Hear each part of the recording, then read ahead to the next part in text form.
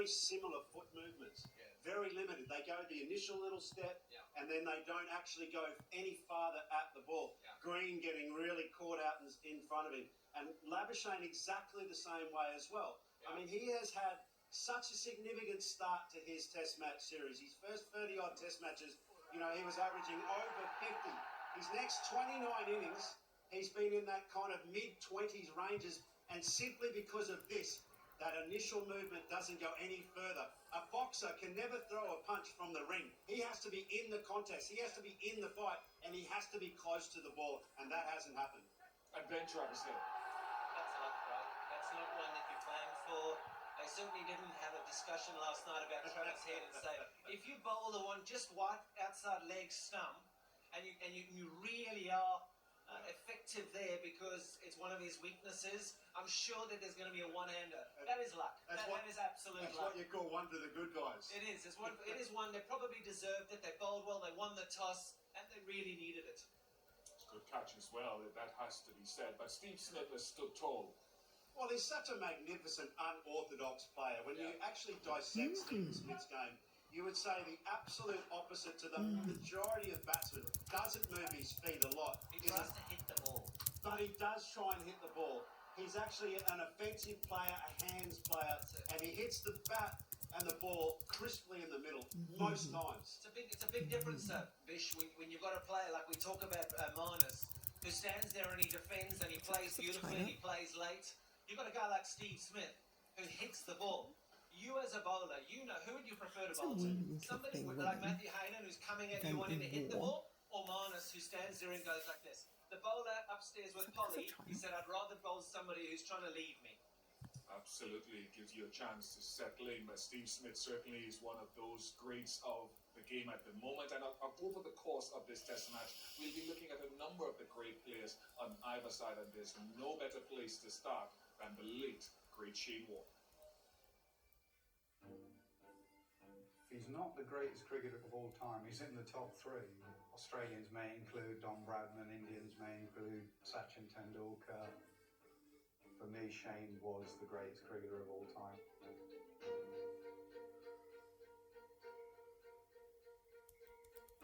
Shane Warne. The greatest thing I ever did in cricket was play cricket with Shane Warne, no question. When we were 18 years old, we were at the Australian Institute of Sport Cricket Academy together, and there was this young kid with long blonde hair, earring, used to have a cigarette in his mouth, and he used to sit on the pool table and roll the pool ball, the leg spinner into the left pocket, the wrong un or the googly into the right pocket. He used to practice his flipper, and this kid, so I knew him from 18, and I played my whole career. I retired with Shane Warne and Glenn McGrath against England, and to play cricket with Shane Warne was the great privilege. What a competitive beast. Not only was so skillful, but his competitive nature. He knew nothing but winning. He knew nothing but competing. Every time he got to the back of his mark, all he thought about was how he was going to get the batsman out.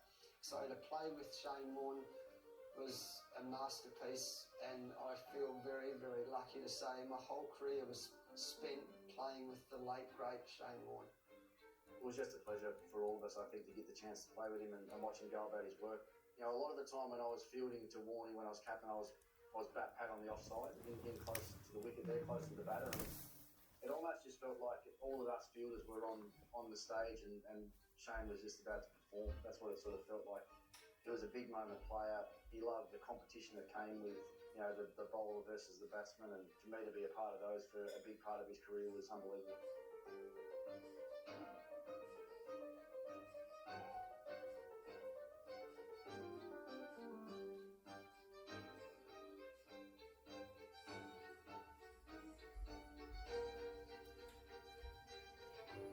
For me, I didn't play in the era, I'm not that old, I didn't play in the era of Don Bradman, but for me, Shane was the greatest cricketer of all time, simply because cricket was about so much more than just taking wickets or getting runs. It's about the personality, it's about being box office, it's about having an aura.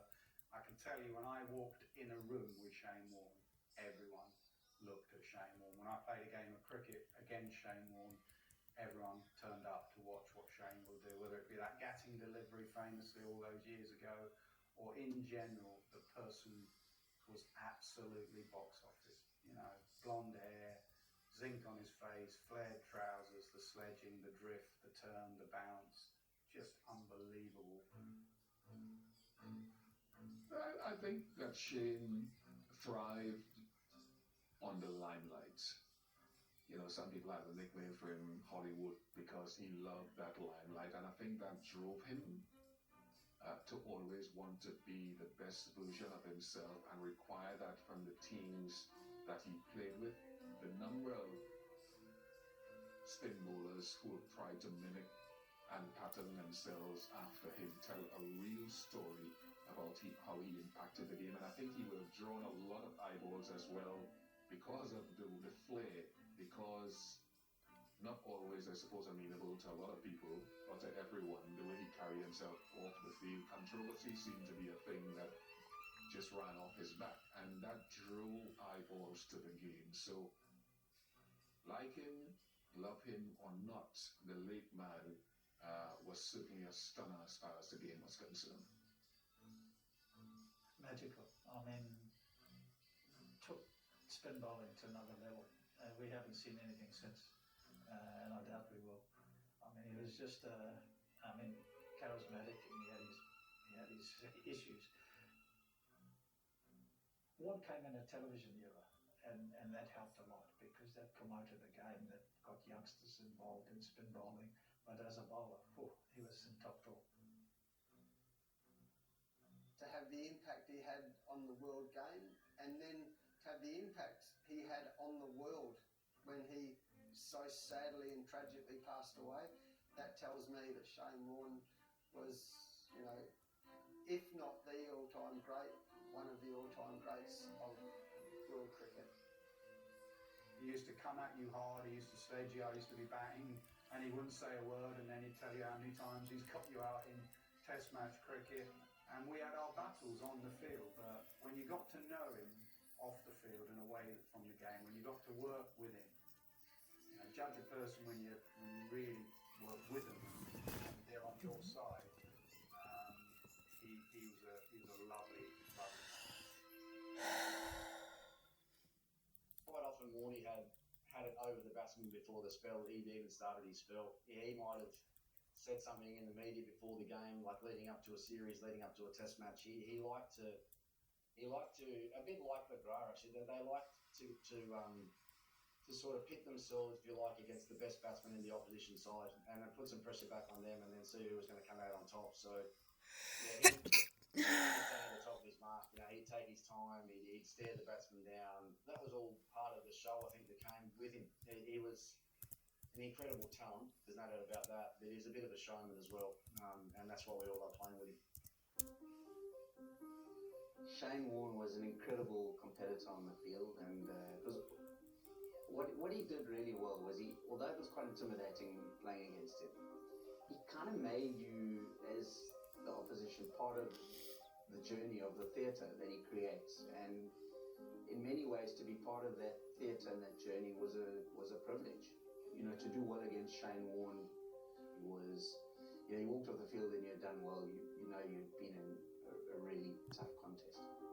Shane had a fantastic cricket brain. He would just judge moments. You'd be on commentary with him and he'd say, "There's a wicket coming up here." And you could see what was happening. He could just preempt things, but even with bat or ball, anything, larger than life character. He'd be out all night, he'd come in, he'd order pizza and chips in the back of the comm box. He'd be fast asleep before his commentary stint, and you just have to give him a little kick and say, "Right, Warnie, you're on." And he would rock up and full of energy. You would not know that half an hour ago he was fast asleep stacking the Zs. He had so much energy, and that was because he loved the game. There's a great passion for the game.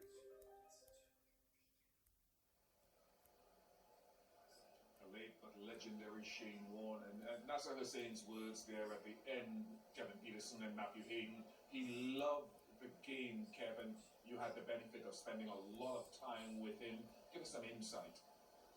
Yeah, not as much as Haydos in that Australian dressing room, but certainly for Hampshire, playing a lot against him.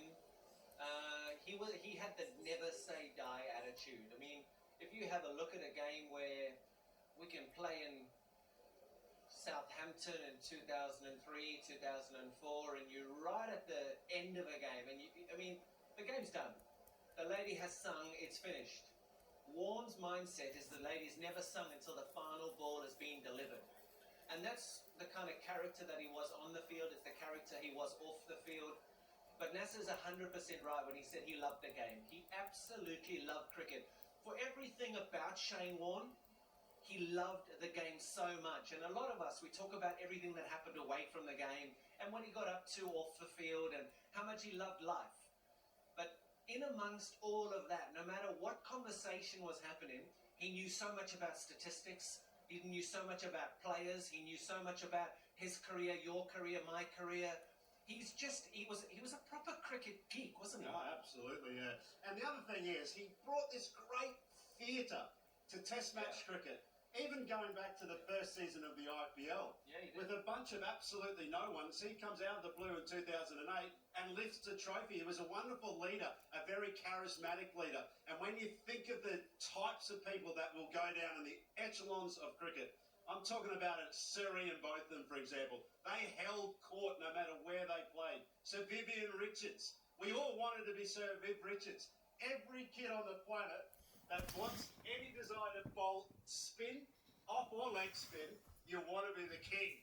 Self-proclaimed title, the king, Shane Warne. He was. But you talk about kids there.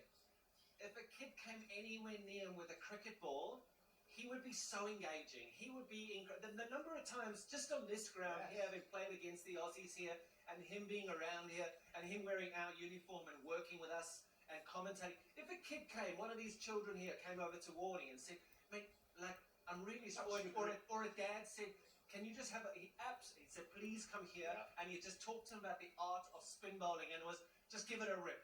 Yeah. Spin it as much as he just loved cricket and his friends so much. Yes. I mean, his test career really kicked off, unfortunately, against the West Indies at the MCG. So as we reflect on the numbers, just add some context around that for us now.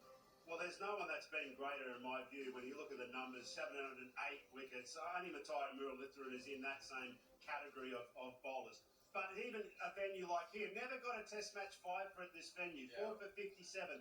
But 4 test matches here, and of course, every time that he played across England, he won test matches. Here, wouldn't have lost a test match because this again is the venue of choice when it comes to international superstars. I was batting in 2005 against him and lucky enough to get some runs. And he came up to me at one occasion. He said, "I'm not on the honours board. I'm not yet on the honours board." I said, "You're bowling to Harmison and Jones." I said, "I'm not getting out." No chance. He loved the table talk. A typical card player, wasn't he? He was. 2 tricks and all of a sudden he'd be in and amongst your He wickets. was desperate to get on the board and the king never got on the board. Hard to believe that he's gone. At age 52 was when he passed, and Kevin and they spoke about this venue and this ground. It is historic, and it has a fascinating impact on players who walk the hallowed turf. Let's find out a little bit more about Lord's here in London.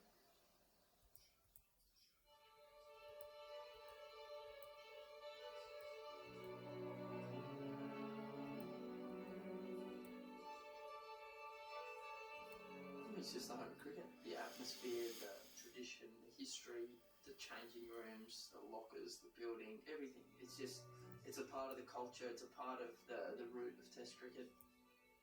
Wonderful honour and a privilege for us to host the World Test Championship final here. We're very proud to be known as the home of cricket, the hallowed turf, if you will. But it's certainly not something that we take for granted either, particularly as the game is changing around the world at pace on a global scale. But we do think that our heritage and history and what we represent here at the game is something that people want to see, want to come to. I love cricket, and a lot of my family did as well. So I remember we came on a trip to go and see Lords. So we did a Lords tour. I was 13 years old. Whenever I come back here, I remember myself as a kid kind of going, "Oh, this is the home of cricket. It's on the other side of the earth." I think all of us have some sort of allegiance or history when it comes to Lords. We always used to speak about Lords. We can only dream about Lords. It was always something that was always far away. Recognise minimising the history is a delicate balance. You can see through the construction projects that we've done here at Lord's over the last 20 years or so, that keeps us relevant from a facilities perspective, but equally balanced by the sort of historical touches, if you like, the honours boards in the dressing rooms, the pavilion itself. The feeling of walking through the members' boardroom, clapping at you, just shows the dignity and the sort of culture towards cricket amongst everyone. A lot of places around the world, I guess people don't get as close to you as they can in the long room. You know, you're walking out, you've got your nerves, and people are clapping you, and everyone's really tight to you. So it's a pretty cool feeling. Here we want to provide the facilities to the best of our ability, whether it be the training grounds and obviously the big one, which is the pitch. 22 yards of grass that I believe is the most scrutinised in world sport. We need to roll out the red carpet for them and ensure that they feel that this place is somewhere that they can maximise their potential and perform in front of people that come. Normally everyone gets into the change room, they get their bag and they rush to pick the best seat. Today everyone just walked in the change room and walked straight to the balcony and sort of just looked around at what's out there and sort of took everything in. That stands out for me when you stand back and you really take in the view of the old pavilion. It's a beautiful place to stand behind the wicket and at times just appreciate the history that's been here at Lord's and the amazing test matches that have happened in the past. So yeah, it's a beautiful place to come, and the lunches are pretty good too. I wholeheartedly agree. The lunch is very special, as it should be, at a very, very special venue. Kicked off my international career here. I really enjoyed playing here, and the outfield is so well manicured. Everything about the pavilion is brilliant. Kevin and Matthew played here. You enjoyed it here? Yeah, I really enjoyed it. Come on, tell us how good we are. We can't wait. Someone didn't enjoy it here. It might be stood next to me. We might have a graphic soon on how badly he played here. I'll tell you what I did enjoy here, and all of those players who said as well, the Lord's lunch. I mean, where else in the world can you get sticky pudding and vanilla ice cream at lunch? We're talking about your batting. Let's not go to something positive. Don't deflect. Kevin averaged over 50 at this venue with 500s, and you've talked about how much you enjoyed it and how much it suited you. Matthew struggled here, averaging 17 or something like that. 17? I thought I got off to a good start, mate. Was it overcast? Nipping around a little bit. Played the 2 games. I did find it really hard. Obviously, you just loved it. And it nipped around anyway. It nipped around this morning as well. So let's get some more insight and some more thoughts on maybe why it nipped around and what it may continue to do. Sean Pollock is at the service. I'm indeed, Bish, and what you want to do before you make a decision as captain is you would absolutely love to see if there's any moisture. You'd love to kick the wicket and see if there's some scuffing before you make that decision, because you're never quite sure. But what I can tell you from the footmarks I can see here, there is no moisture present in that surface, so that won't play a part. If I keep going down, where have the balls pitched? Have they left any bruising on the surface?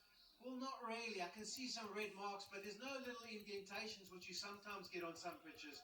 So I don't think that's going to affect it much as well.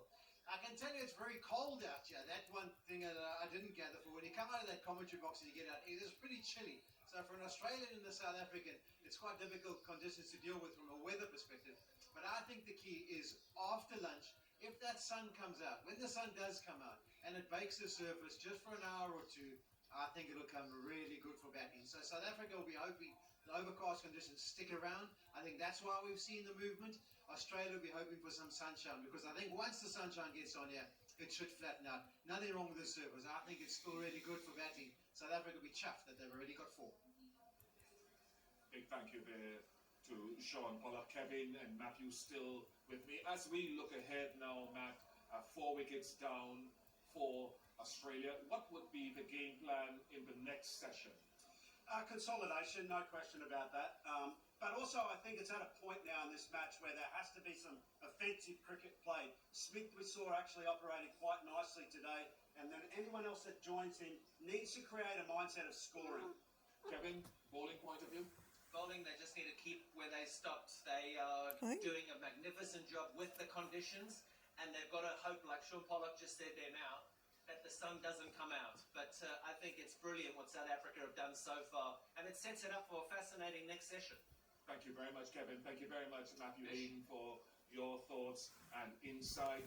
The overhead conditions just clearing just a little bit, and just a reminder of where Australia are at the moment. 67 for 4, losing Travis Head just on the cusp of the lunch break. 26 to Smith, who is still there. 2 wickets to Rabada, 2 wickets to Marco Jansen. Mulder bowled well, don't forget that. So as we head to this short break with much more on the other side, we hope for a continued lovely day here at Lord's.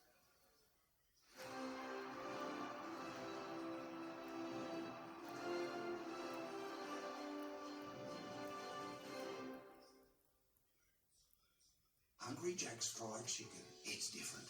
New spicy chicken ribs. Juicy bone-in chicken. Fried to crispy perfection. Go on, get into it. Spicy chicken ribs. Pure at Hungry Jack's. Fire TV has so many great recommendations. Yeah, serves up the best options from all my apps in one place. It's like it knows what I want to watch before I do. The orangutans have escaped the zoo! They're everywhere! Picture quality is amazing. So lifelike. Yeah, you can search by genre, movie, actor. Oh, that's gotta be it. Alexa, show me the latest hit movies. Sweet. Get into more of what you're into with Fire TV. Buddy, I must recognize when it is time to end my competitive career. Roger's legacy will live forever. Listen to the roar as he walks out for one last time. These are the nerves I'm gonna miss once I'm officially retired. To the game of tennis, I love you and will never leave you.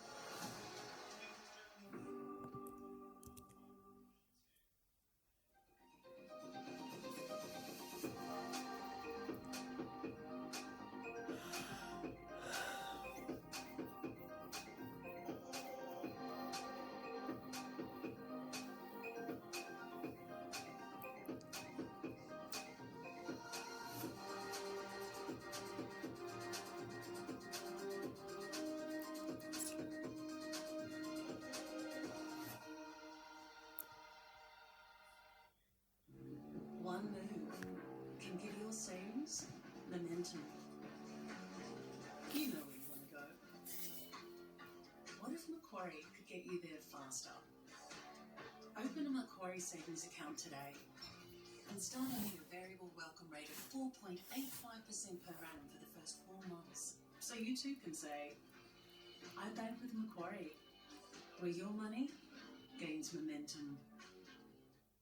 Savings account today and start earning a variable welcome rate of 4.85% per annum for the first 4 months. So you too can say, I bank with Macquarie, where your money gains momentum.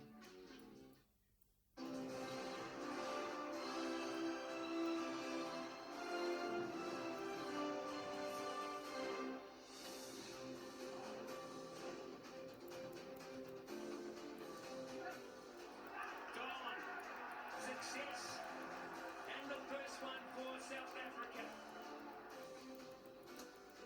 Another one, 2 in the over. South Africa are on fire. And Jansen has struck. And South Africa are jubilant because they have owned this first morning's play. They certainly did own that first session. When you win the toss here at Lord's and you bowl first, you have to bowl well, you have to catch well, you have to plan well. And that is exactly what Temba Bavuma and his side have done. They have reduced Australia to 67 for 4.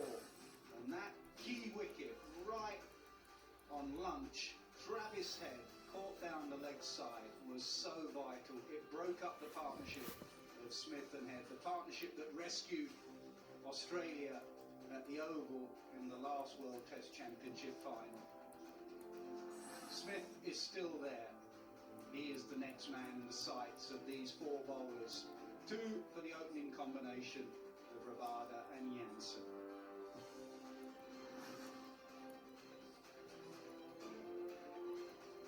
feels like a decent time to bowl. The clouds have lifted, and I reckon an hour after lunch, blue sky will come, and it will be a good last session. And that's why that wicket of head was so vital.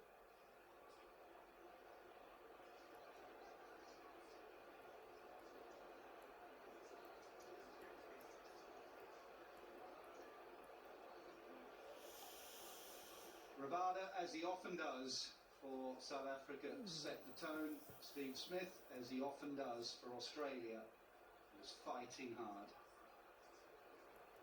Webster hasn't played here in Test match cricket, only his 4th Test match. He is now at the crease. Catching was excellent.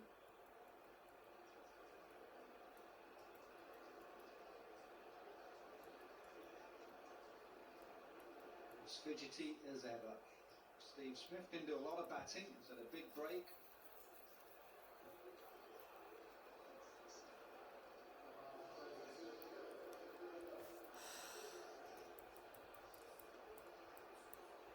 Humps on their way. Over 8 slow because of the amount of seam that's been bowled and the wickets that have been taken.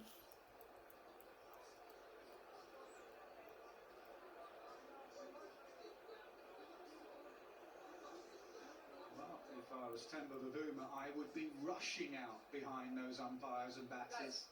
This next hour is still a good time to bowl. The sun will come out here at Lord's, and they must make use again of these conditions.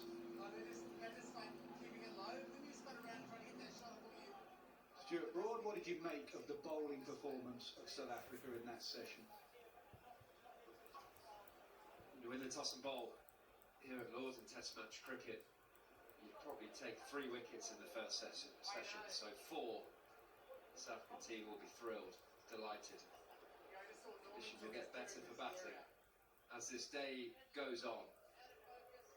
It's really important this next hour. Steve Smith at the crease looked in fine form, 26 or 51. Feel like he is, as always, a key wicket. South Africa will definitely want to be batting tonight. It's not always the case. You win the toss and bowl, you think 7 wickets in the day, you're happy. But when you have a team 4 down at lunch,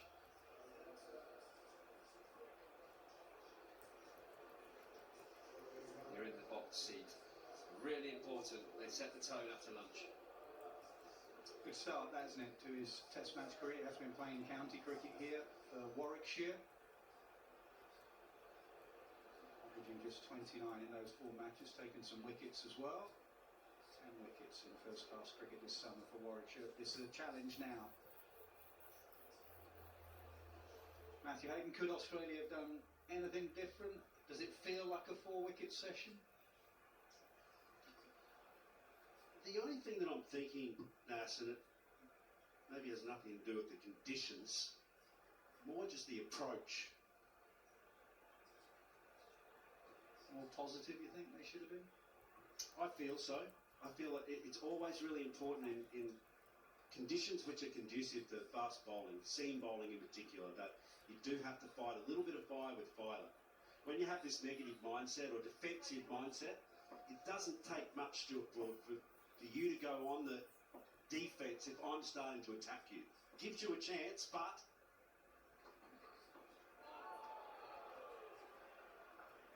yeah, completely. You can't let Test bowlers just run in and hit the top of off stump because they won't miss. Rabada set the tone just beautifully. Very reliant on your catches being caught, and what South Africa did with the nursery and that ball to Cameron Green, full drawing the forward defence. Fine edges in England with this harder ball that you're looking for. Travis Head, past himself, was really unlucky. Brilliant catch. Reina. He might just be the crucial wicket. Can take the game away from you very quickly. Well, Reina has been playing for Notts, and his glove work has been excellent. Beddingham has been playing for Durham, and we've talked about all the white ball cricket. Remember, these 2 sides haven't played Test match cricket for a long time. So they've been catching red balls. Durham, Beddingham's been standing at first slip, excellent catch. Reina, brilliant catch down the leg side. So what do you expect of a South African team? If you look at them historically, some of the great fielders,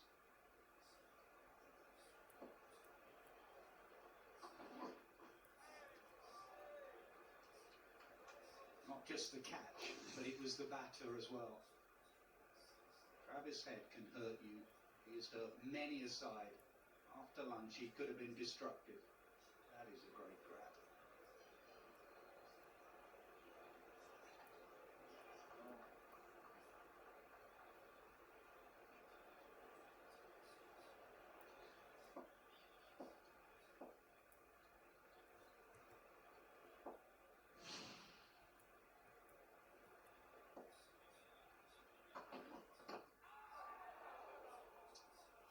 Wicket maiden, the wicket before lunch, and then dots after at 67 for 4.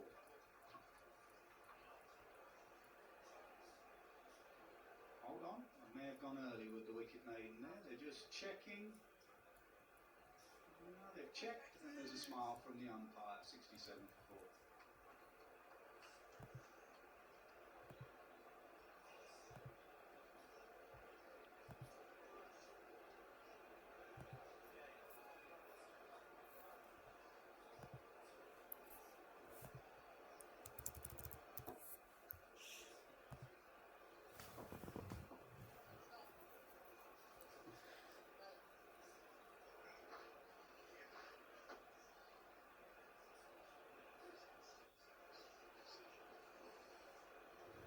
Always start the session with your best two bowlers. They have to start with Jansen. He had an over to finish off.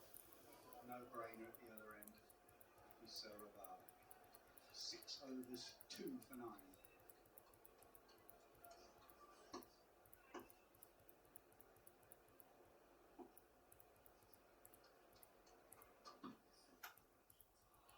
Short, wide, and Steve Smith absolutely belts it.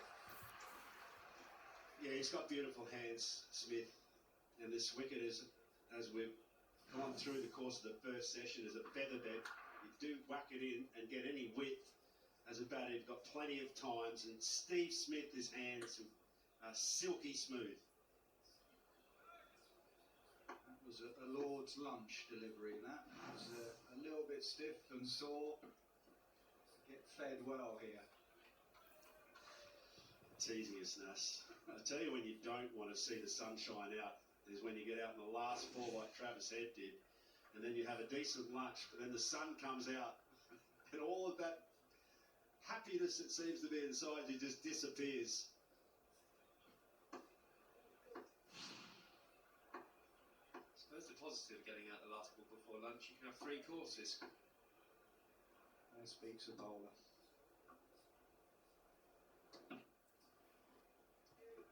Yeah, that's why I've got a terrible record here at Lord's. I'm actually very proud of it because I got plenty of time to really enjoy the silver service of the Lord's lunch area. Brody? Yeah, I was up there on Monday. They've got sticky toffee pudding back this week for the final. So hopefully Travis is having 2 portions of that.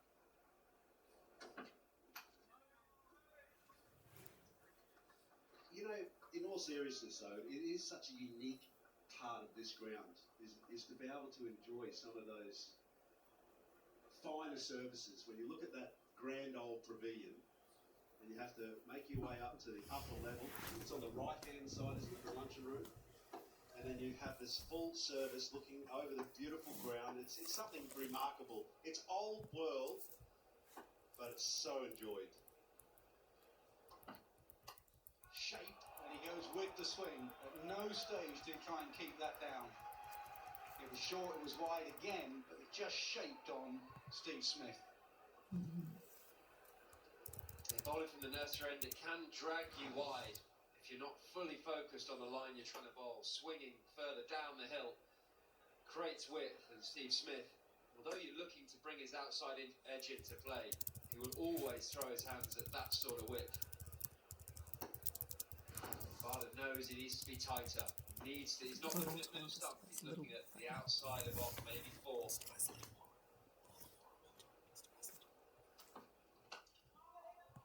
Direction. Fuller, straighter. Smith will want 3 here and keep the strike. Maharaj tries to keep them down to 2, he can't. Good over for Australia, 10 from it. 78 for 4.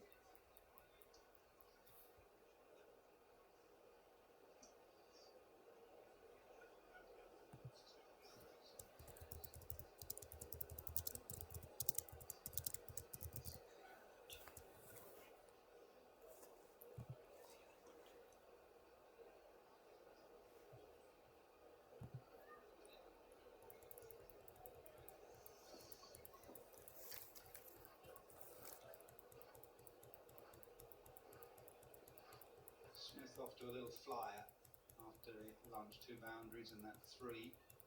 47 he is out of 78.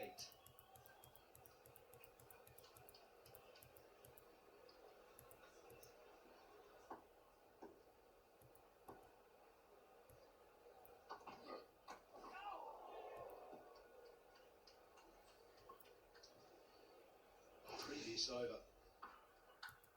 Eddie Rabada, he comes into bowl his first over. He bowled 6 in the first session, and this is the benefit of earning his stripes on this wicket. Steve Smith at that point had just ticked over the 90-minute mark of batting, so an hour and a half of batting, and it doesn't take much on this wicket. As conducive as it is to fast bowling, you've still got to concentrate.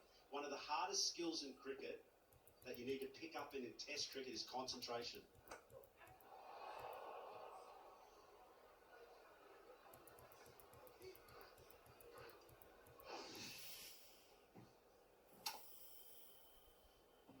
Talks about his hands, and he often in a press conference before a series or his game, he'll say, I found my hands. And why are his hands important? Because he doesn't move his feet that much into a shot after his initial movements.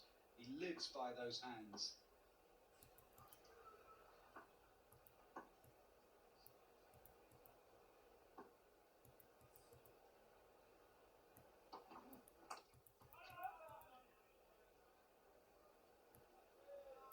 After operating with a leg slip, and the slope is leading towards the leg side, so it's not necessarily for a leg stump ball that he's turning round the corner. You're still trying to bowl that off stump line. Actually, you might play a straight back defensive that comes off the inside edge to leg slip, but it's also to bring the outside edge into play, to keep Steve Smith leg side of it, because he's worried about tucking it around the corner, but then he can nick it on the outside edge. So it's a bit of a mental game as well as being there for the leg side track. I've always been curious how you approach Smith. He jumps across the crease. Kind of, we feel that he'd be tempted, because you have to be hitting and channeling stumps, but how difficult is it to hold your nerve and still bowl the areas that you need? He's one of the most difficult batters I bowled to. It was that jump across the stumps. You have no visual of the stumps when you release the ball. So it can make you panic a little bit and throw it too wide or drop a little bit too short, like we saw from Rabada in the final over. I think it's that 5th stump line, being really consistent with your length. He's really good at hitting the half volley. It's brilliant. He hits it so late. But if you can hold that length where it's just out of drivable reach, and he loses patience on his leave, that's when he can get a nick. And he normally nicks it to the keeper. It's a fine little feather. But also, with an option to him, you can go short to him, tuck him up. Got a man out leg side as well. He did go short to him, 78 for 4.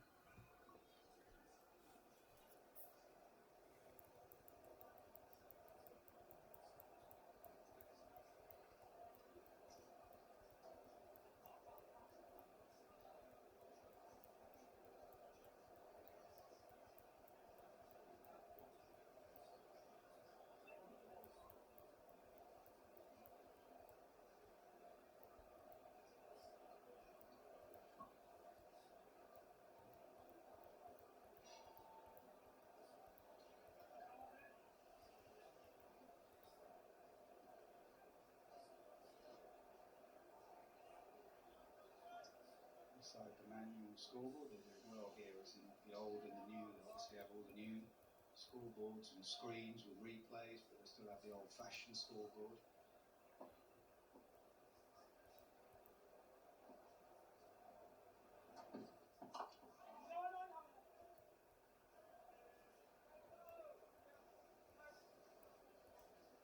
Well, what are they playing for? Mace, Australia hold at the moment. Kind of asking because New Zealand, then Australia, and now these two sides, 2 of their greats of all time, Tibain and Hashim Amla.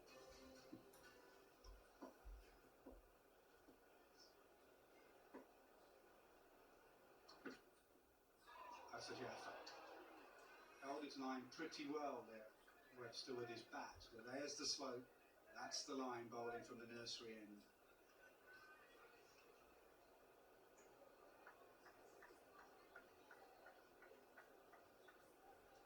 That's the ball when you've not batted much at Lords. You sort of wonder how you've missed it. You get drawn in, you feel like it's going to hit the middle of the bat, and it just leans, jags down the slope. You pretend you've left it, but you haven't. He's going to have to hurry. It would have been cover point that picked it up, but he didn't. Yeah, it would have had to be Stubbs to get the run out, not Bavuma. It was a get off the mark at Lord's sort of run there. He wanted to be up the other end. Similar to Cameron Green, his bat comes across the line. He's off the mark.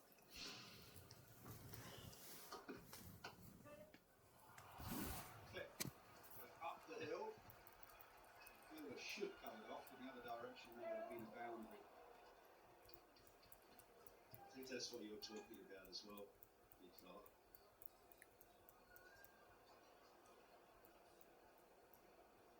With his place. You get trapped into bowling that line. He's overcompensated, got hit for 2 fours through the offside. Smith is really comfortable. It almost feels like he forces you to come looking at the stumps. It seems such an obvious strategy as a bowler, but then he's able to work through the onside. Again, the feature, beautiful hands. Oh, and that's the variation. He's had one go past his outside edge and now one nip back and go past the inside edge.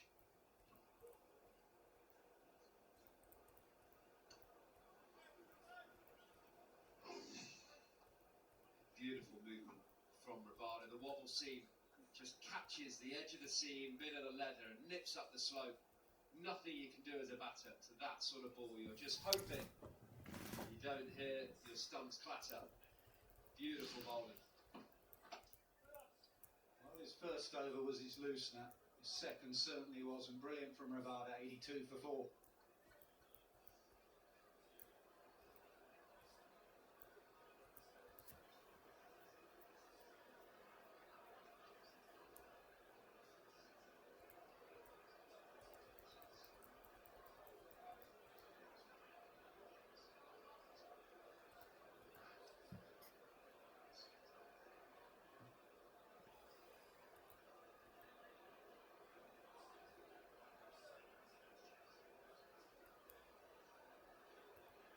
Smith has found some fluency since lunch. Webster looks a nervous starter at the other end.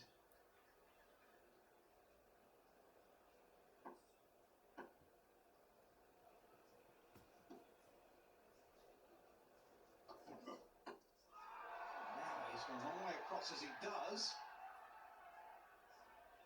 There's been one review that was umpire's call that was clipping both on height and line. So they would have kept their review, as you can see from that graphic. They still have 3.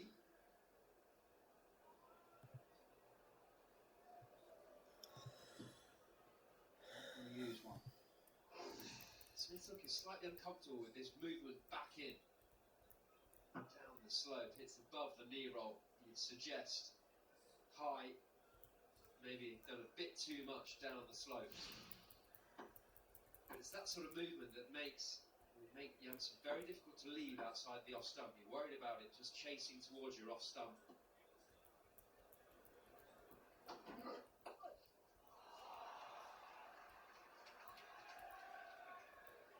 But the hard thing psychologically as a batter when the ball is moving like it is to clear the ledger, so to speak. You get a ball like that that's nibbling. Even you watch the last few balls from Rabada really coming into the stumps, but it's to still remain really neutral in your mindset.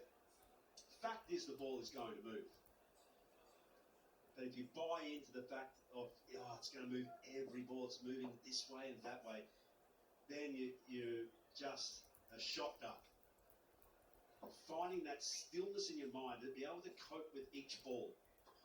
Now that's closer. That is closer. Still not out. Marco Jansen much more interested in that one. Is Temba Bavuma? He is. Ali her sente mais vontade?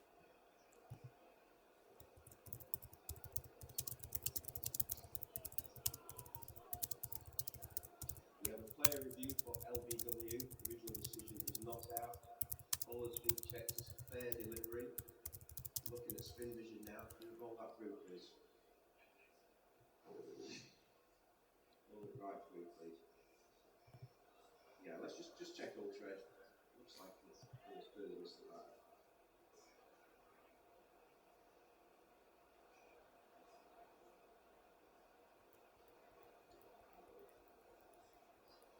All trade's coming through now. Keep it rolling through, please. Keep it rolling through. Thank you. Clearly, pad. No bat involved. Go to ball tracking when ready, please.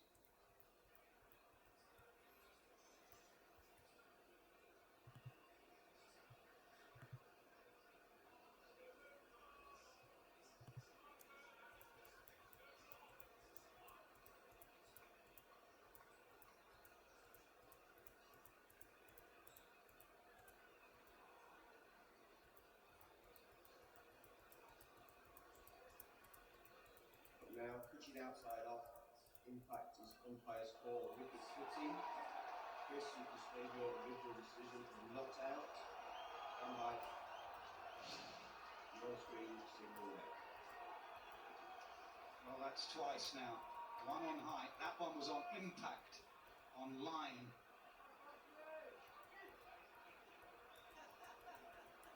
Marco Jansen feels hard done by. He could have had Smith. He could have had Webster. That looked closer.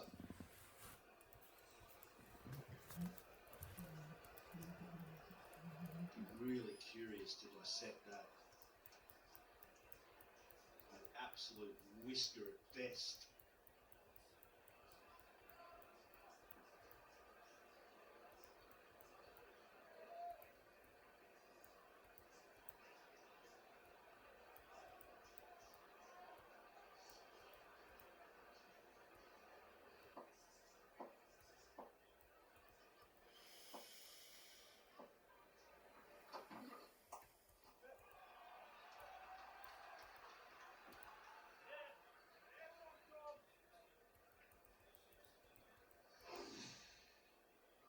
Tall batter, tall bowler, just about getting that pad in line with off stump, and the impact was umpire's call.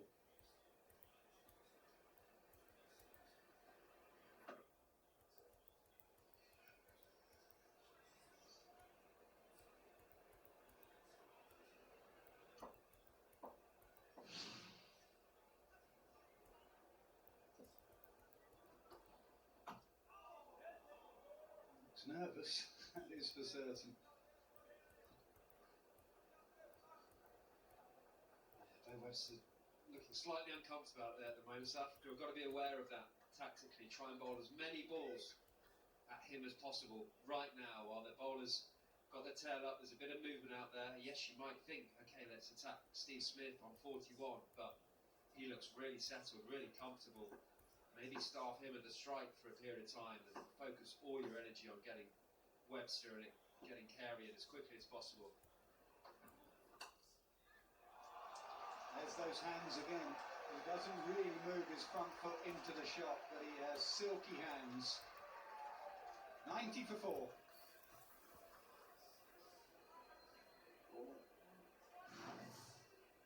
What a shot this is. It's like we're seeing two different wickets. Smith and everyone else.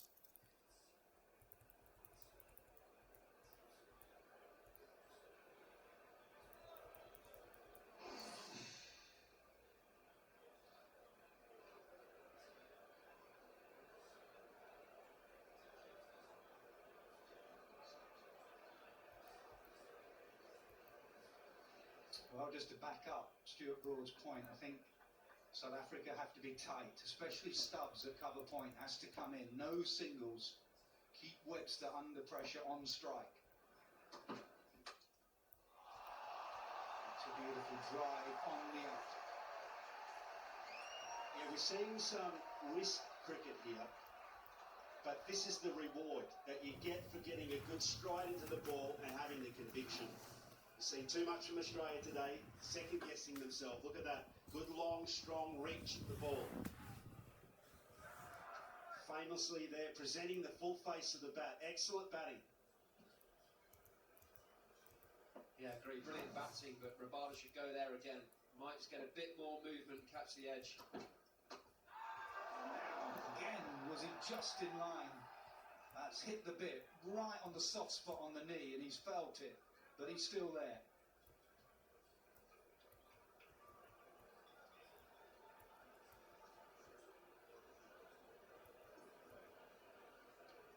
Bit of pain.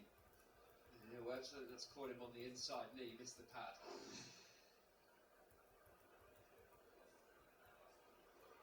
It's a deliberate ball to move back. Oh, goodness me. Does that not look pretty close? There wasn't a huge amount of appeal from the South African camp, apart from Tristan Stubbs.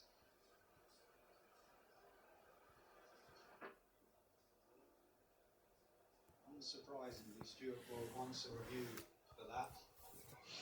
I want to see a replay of it.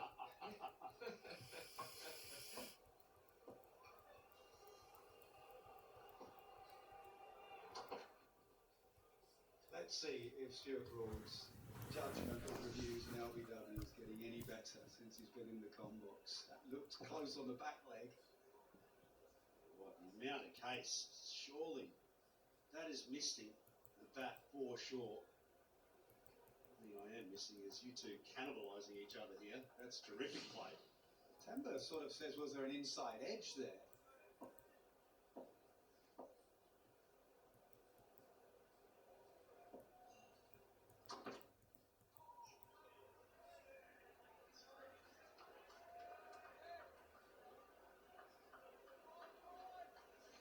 Got any questions if you do or don't like Test cricket? How good is this? This is world-class bowling. Just getting worked over here, though, Webster, getting some offensive play, seaming in. That is so close, surely.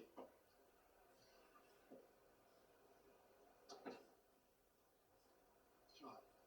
I think Webster clips his back pad, which makes the sound that feels like he's inside edge of the ball.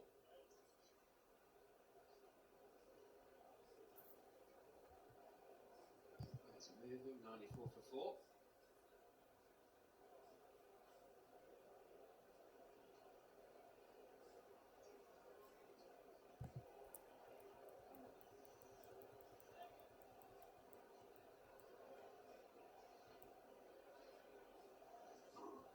No, the umpires have made an error there, one left.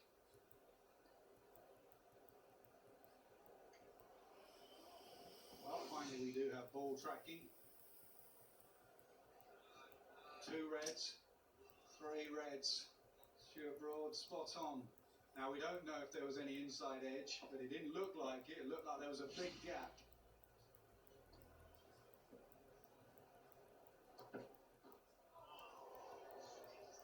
Classic Test match cricket. Brilliant from Rabada. 94 for 4.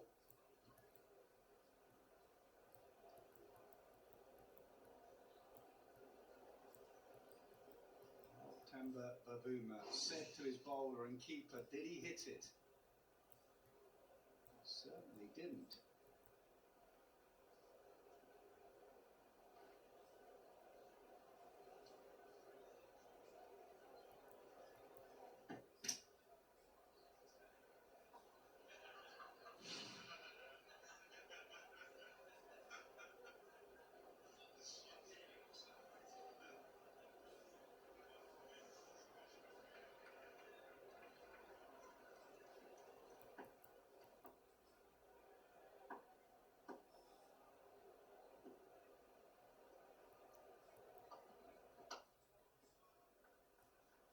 It's definitely changed since they put the man out leg side and bowled short of him. That last delivery, he never moves back into the shot much, but that last delivery, he's almost playing French cricket from the crease. Famously worked over by Jofra Archer on this ground. was concussed, and Labuschagne came in as a concussion sub. But he looked there. He was thinking of the short ball, and he's hanging back. It was this end as well that Archer went at him. And then the follow-up delivery. Because he's hanging back in the crease, that is smart bowling. The follow-up delivery a bit fuller.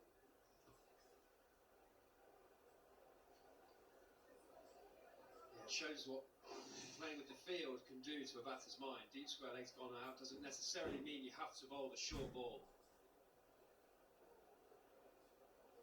Smith's footwork, he's never someone who really strides forward to the ball. But it's just created a bit of a mistake, certainly a false shot. I'm sure the bounce will come in this over at some stage. It needs to be high, it needs to be shoulder height.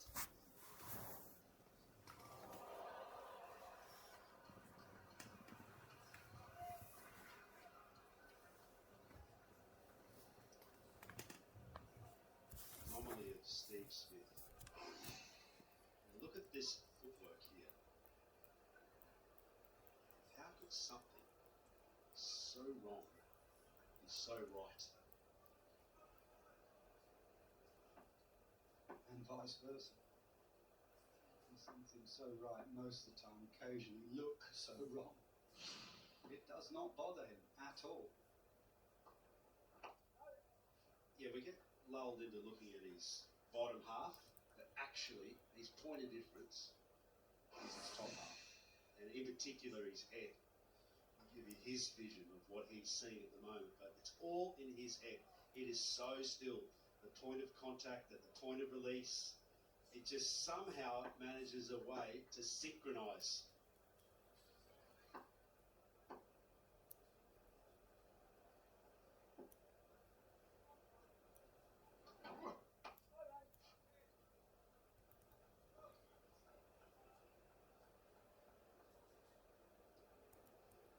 Five dot balls, building a pressure. Really tempted to bring deep point and deep square leg in for this final ball. Give Rabada another over at Webster, causing him big trouble. Moving the ball up the slope towards the stumps. Don't let Steve Smith get a single here.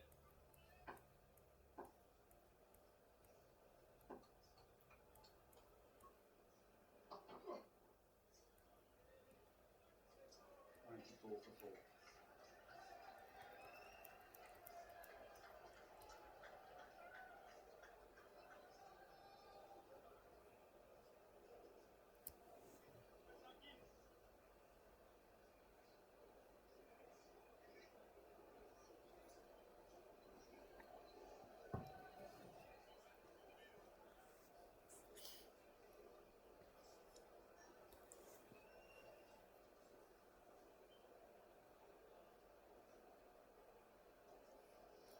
Conditions changing by the minute. Sun now breaking through. Plenty of blue sky. Compelling test match cricket since lunch.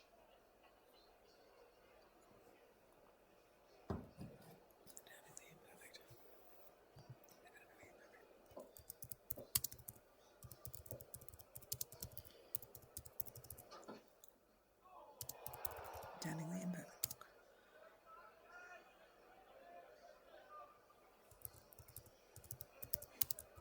Coughing a good working over here for Rabada. Sideways movement, great length. Just challenging the off stump again. Evolution. Just whispering past the outside edge. And in these moments, Nasser, as a batter, you've just got to have courage, resilience to hang in there. Will always Absolutely, Matthew Hayden. progress. Get in that position mentally where you're almost just putting your bat there in the hope that it's going to hit it. You are feeling out a nip. It's what Test match does to you, Test match cricket. One day cricket, you can hit your way out of trouble. Maybe that's the way you should go here. But it's the thing you remember most about Test match cricket as a batter is when you are just completely out of nip and you're trying to lay bat on ball and the opposition bowler is all over you.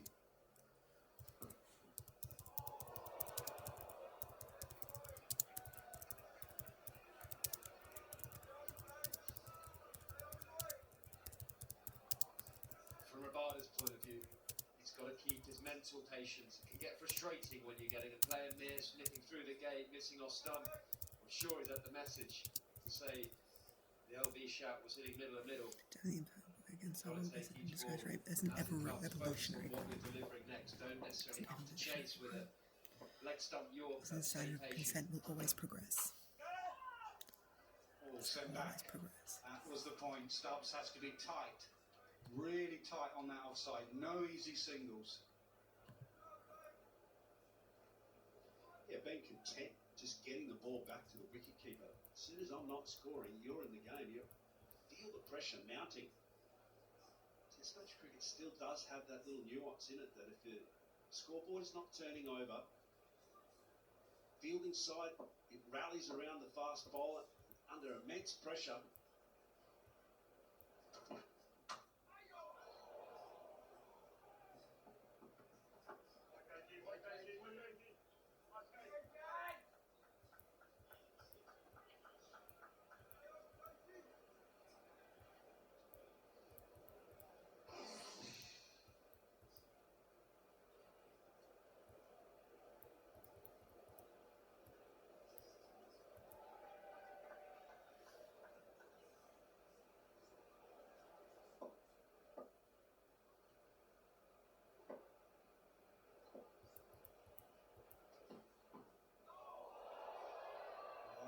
Is all over Webster like a rash. 94 for 4.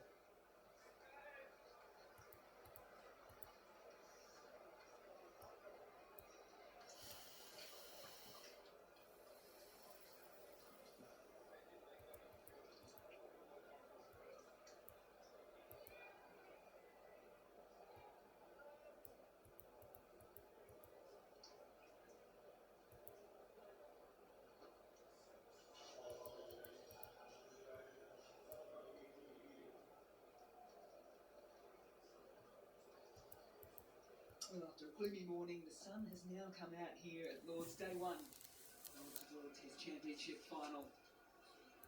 Wonderful crowd and fairly equal support from South Africa and Australia. As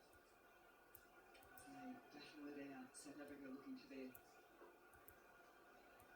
first chance to raise the mace. Australia looking to go back to back. Giddy from the pavilion end.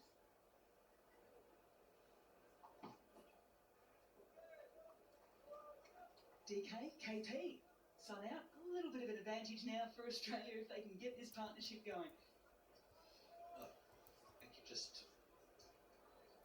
said a couple of words there, get this partnership going, which looks quite difficult at the moment with the way that Webster's batting, the way that Rabada is bowling. But certainly if they are going to get it going, now is the right time. You're quite right on that, Mel. The sun comes out here. There's just no better place to bat. There really isn't.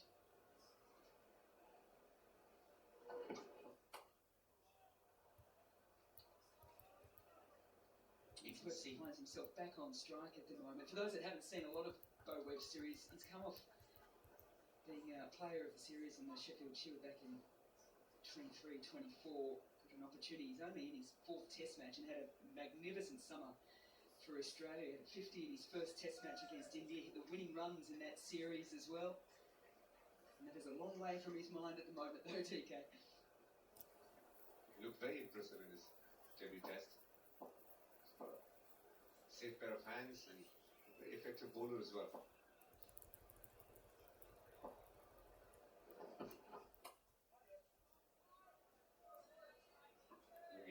Coming back for a second spell. The first spell didn't run in really hard, but the one thing that he did do was find a bit of swing, get the ball there and thereabouts around the off stump. As I said, he's been short of test match practice, hasn't played a 4-day game or a 5-day game in a long time now, so he must be finding his feet right now. And Lords can be a tough ground because you have the slow, it's not the easiest ground to be running in. Consider all that. It's going to be an uphill task for Lungi, but he's got a role to do here. Chamba Bowman needs him. If we get 1 wicket here in this spell, that would really help South Africa.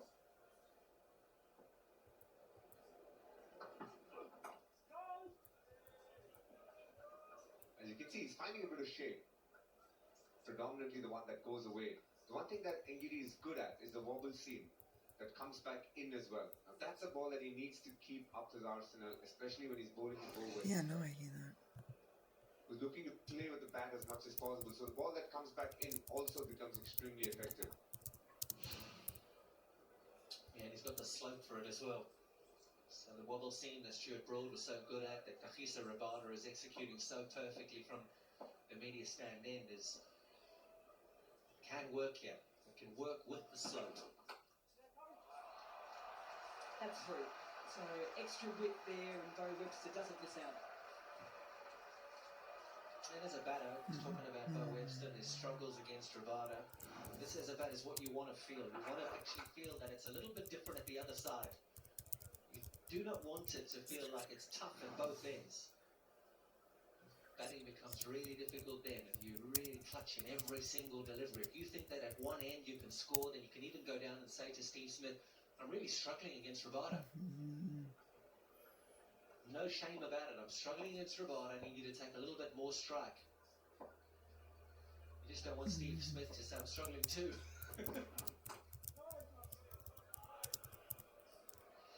Again, he finishes over. 99-4. Exchange.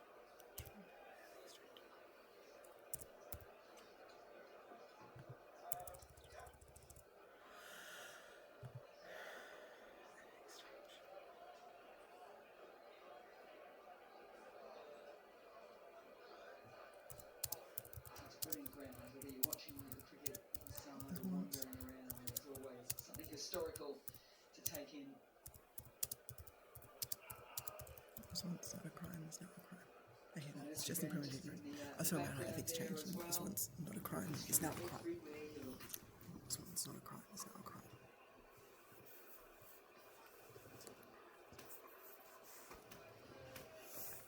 Meanwhile, out in the middle,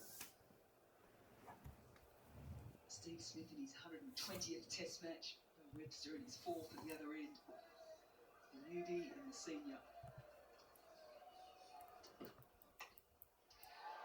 He's cut hard,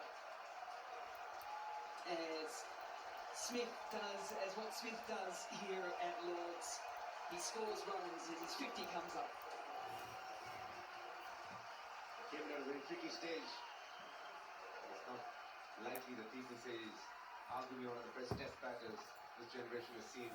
Very consistent, has got unorthodox ways that he goes about it, but extremely effective in his methods. One that suits him to a T, one that only he understands, but has made it his own.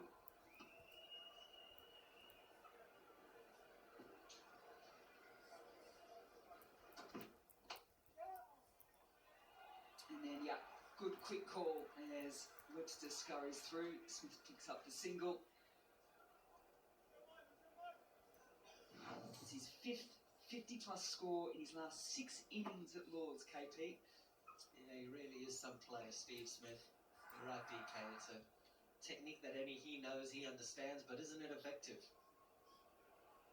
Brilliant graphic there. Catches, the catches, the catches, the catches. They're watching, and they're watching. They want to catch one. They want Smith. They need Smith. So I think South Africa really does need Smith. Having a chat to Ryan Rickleton before the game. Just talking about the toss. Just having a little bit of a chat about conditions. It was overcast at that stage. He was saying if we do bowl, we want to try and get Smith before lunch. Got to get him in before lunch. If we can get him out before lunch, then we're definitely in this game. Well, they got him in, they haven't got him out yet. Australia, I'd say, need a partnership yet, 104 for 4. They need one good partnership, maybe 2. Carey next.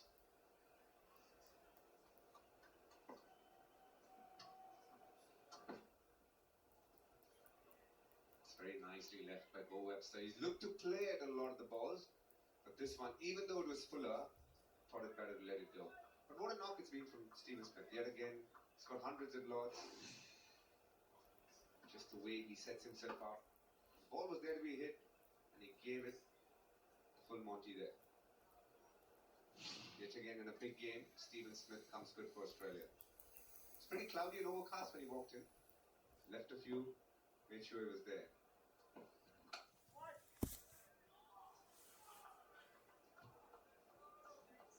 And you heard Stuart Broad speak about how hard he found it while bowling to Smith. Just the way he triggers, gets in, forging a nice little partnership with Webster, who's looked to be aggressive, hasn't got the runs, but has shown intent. At times, he's been lucky as well. Not that the catch has been put down, but any one of those bowling drives could have found the edge.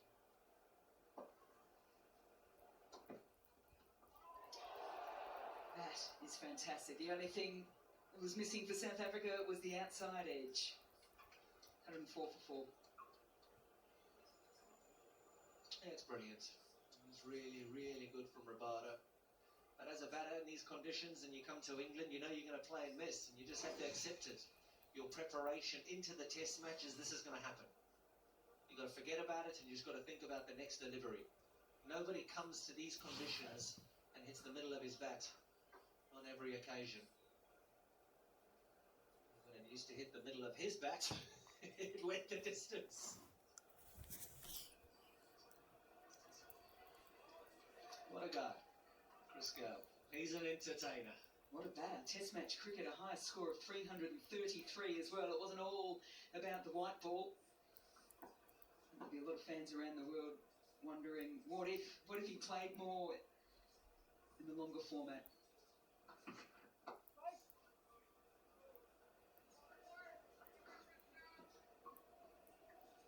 I think one of the things that we've certainly noticed from Steve Smith over the last few years, and part of his game plan suits England too, because it's defend straight, score square, and that's a lot of what we've seen today from him. But a reasonably good approach too when you're playing in these kind of conditions. Yeah, his hands are amazing. His eyes are very, very good. You have a look at his technique, and it's unorthodox, but maybe it's a kind of technique that you need to start following. It's because of the way that he does play and how successful he is. I mean, it can't be a crazy technique if he's so successful. Hit him in a place you don't want to be hit as a batter.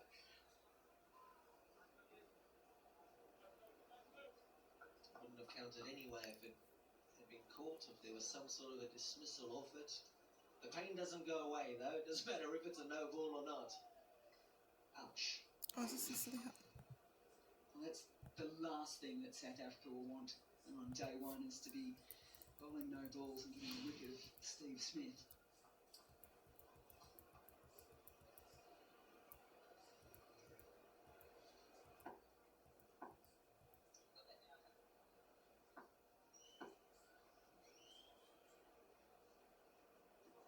Slight change in the field.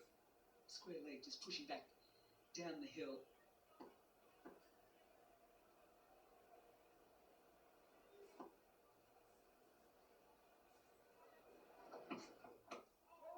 A bit of a double bluff as he goes fuller, and Smith will take the single. We were talking before about approaches to playing the game, and Steve Smith has shown that today. He's got width and he's been more than happy to go on the attack.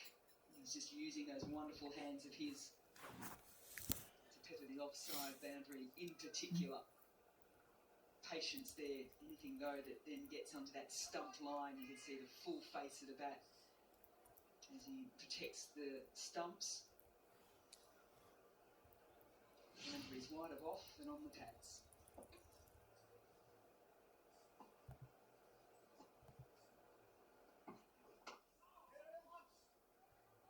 A little late on the call, but ample time to scurry through. It's very interesting, Mel. Just jog your mind back towards the start of his career. Stephen Smith, people were very worried bowling to at the stumps. He used to be so good at the flick that people found it very hard to figure out what to bowl to. And then they realized, okay, around the fourth and fifth stump is probably where you want to be because of the way he I knew I triggers. was underwater. Off stump becomes fifth I stump. just didn't realize I was this underwater. If you're stressed about your paper, just get Grammarly. It's free. I don't need better grammar. I need an A on this essay. Grammarly can help with that. Just highlight your topic and it'll make an outline. I think that's the channel that most teams have sort of been looking at for Steve Smith. Nice.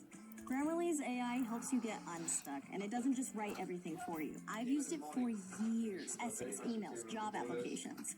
everything. Is that why you're so chill all the time? Yeah. Having an AI writing partner helps. Grammarly will start highlighting the stuff that you could do better. Your professor would destroy you for that. But with Grammarly, you can find it and fix it. Grammarly will notice the grammar and spelling mistakes, but also places where you're rambling or your point could be clearer. Okay, I'm almost done. Let me just paste in this research and I'm golden. Looking pretty sus without a citation. Okay, yeah, good point. Grammarly makes it easy. Just hit the get citation button. See? Perfectly formatted, too. Hey.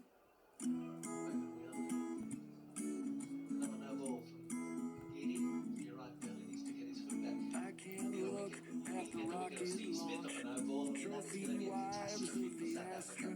Just talking about Steve Smith and the way he's gone about his business is the only batter that's actually really looked to score today. The only batter that's put some sort of pressure on South Africa. If you look at his numbers, he's got 50, no other batter's got close. I don't care. This is how Walking downtown, crazy on a car, gonna slow me down. Look at all the people like cows in a herd. Well, I like birds. Just one of those. It's a whole thing that this is one. If you hear anyone, any player, foreign player who comes to England, the one thing that you're taught to do is defense first. Very much what Steve Smith has done.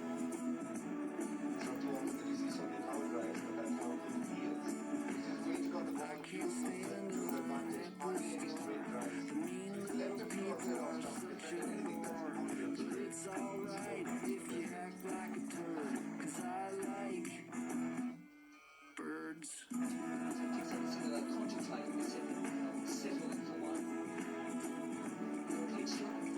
If you're small and on a search, I've got a feeder for you to perch on. Future stars. No starter. Should have wanted that first, but ball in hand, I like to see that.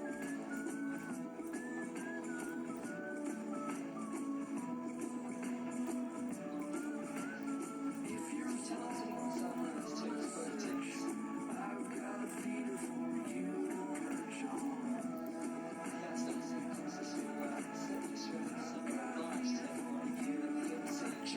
If you're strictly ended on our 30 innings, completely against Test match cricket really for this thing. The guy who's entertained the masses of the G, Scott Gold. Still running for the statue.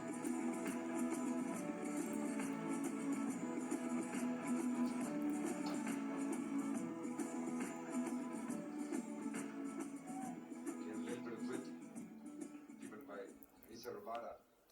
Smith not getting his timing right on that one. Corbin Bosch. Had a good last couple of months. Went on to win the SA20 with Mumbai. Picked up by Mumbai Indians again in IPL. For his opportunity, did quite well there.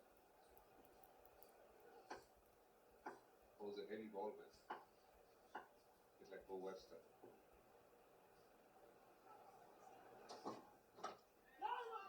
Sure, he was in their thoughts about playing the 11, but missed out. Looks like one for the future for sure.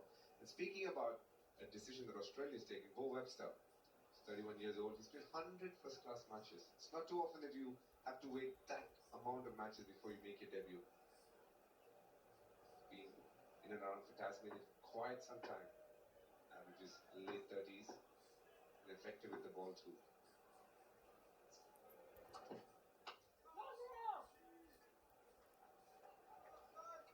It's a wonderful story though, isn't it? Because it just goes to prove that you hang in there and you just keep churning runs out, wickets out, that if you get an opportunity, which Bo Webster has, he's basically come in and replaced Mitch Marsh, who was such a pivotal part of both red ball and white ball cricket for the Australian team.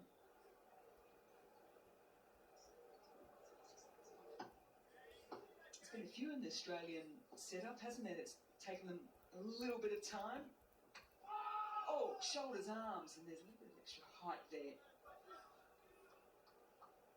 The one that springs to mind is Mike Hussey.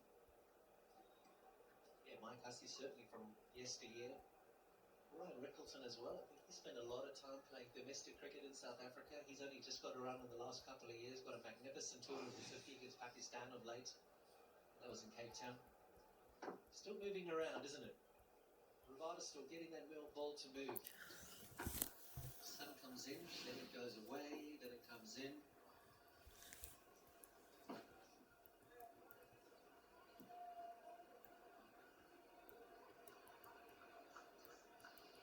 Not too sure if everyone heard that players back on, but if they have, they're certainly well and truly enjoying themselves out there.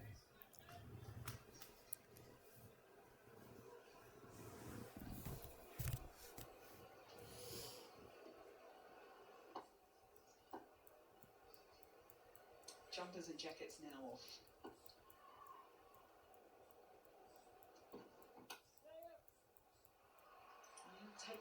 Take that single now and turn it into two, because Bo Webster, with his 6 strides down the wicket, gets there comfortably as well. 111 for 4.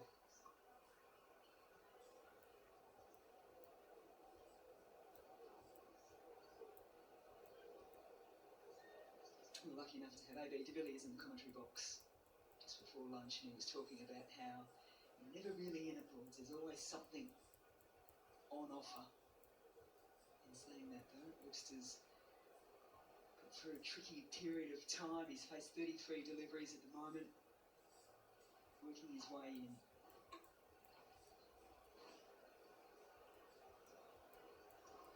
It's been a tough 2-year cycle of the World Test Championship for both sides, home and away matches. And they've finished 1 and 2, top of the table, and find themselves battling it out for the mace.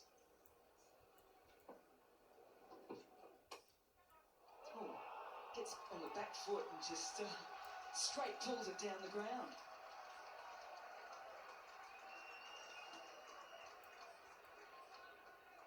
If you're struggling on the front foot and you get this, your eyes light up. Baseball-like. Yeah, he just misses his length. Webster says, yes, please. That's the length he likes. That's the length he wants to see. You're really struggling with the ball pitched up. Ravada in particular has been amazing.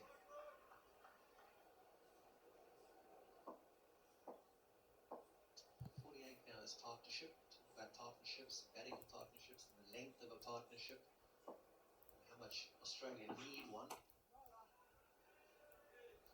They'll be happy. This is now starting to grow.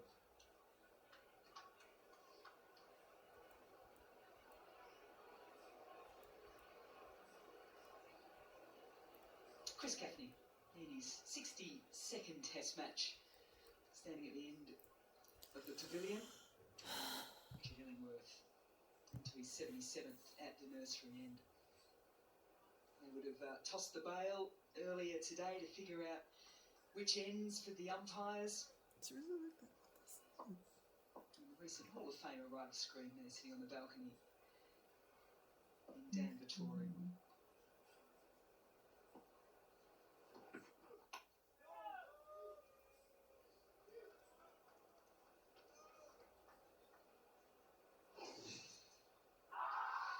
This was earlier today. Bo Webster was getting himself in all tangle, and it was just umpire's call by hitting outside the line. Other than that, it was Canning. And then not long after that, Ravada, you can see him just turning around immediately saying, I think it's an inside edge, and because of that, they didn't review. And unfortunately for South Africa, if they did, they would have had Bo Webster.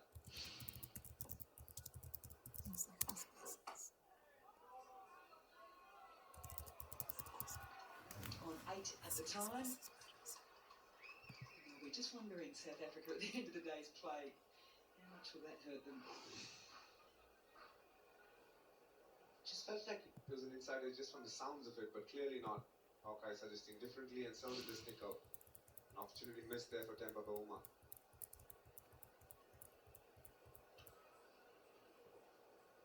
Get the feeling it's not going to be too long before Temba looks at Keshav Maharaj, maybe 2 right-handers at the crease. It's not been the most effective, but one that he might have to turn to.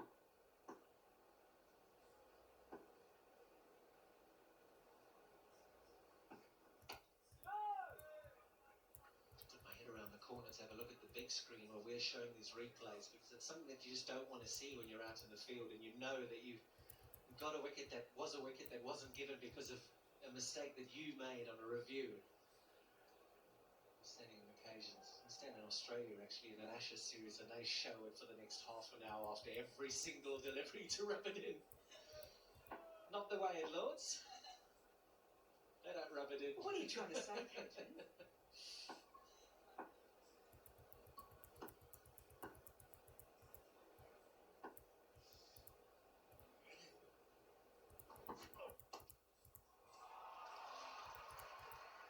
Get away with that. There is protection, yes.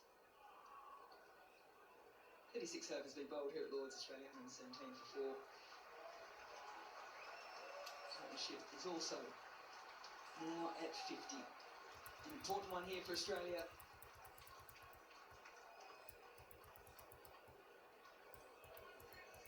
Bo Webster coming out at a tricky point in the match.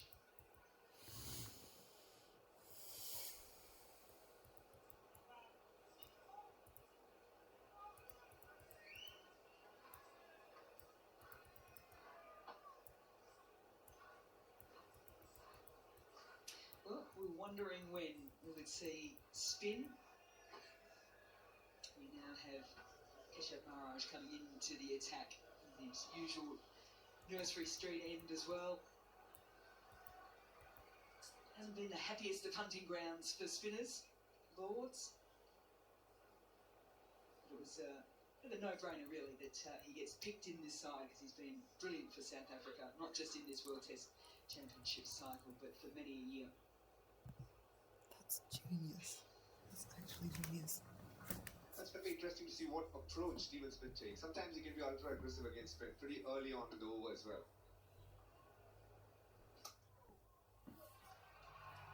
Oh, aggression, first ball.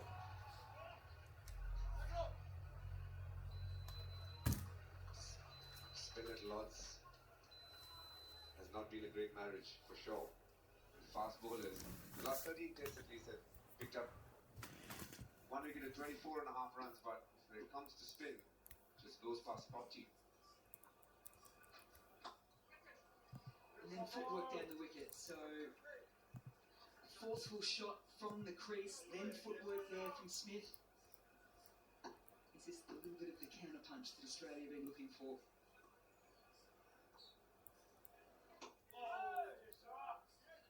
Very interesting. The first ball was really full. He played a nice little cover drive, and he almost knew the bowler was trying to go find his length. So he stepped out, got close to the ball, just didn't find the gap. He was pretty annoyed with himself. Good batting this from Steven Smith.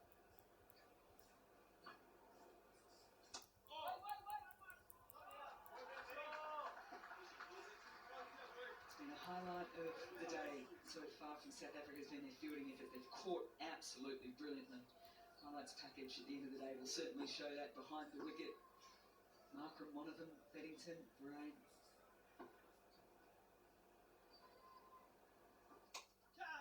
Short of a length, and Smith so quickly into position. A couple of bounces.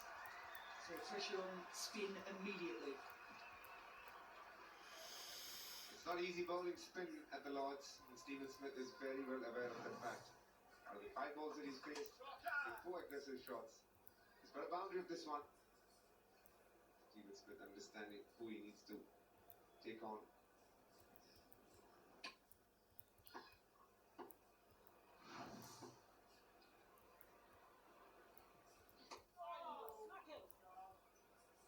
Not happy with himself, but he still picked up 6 off Maharaj's first over.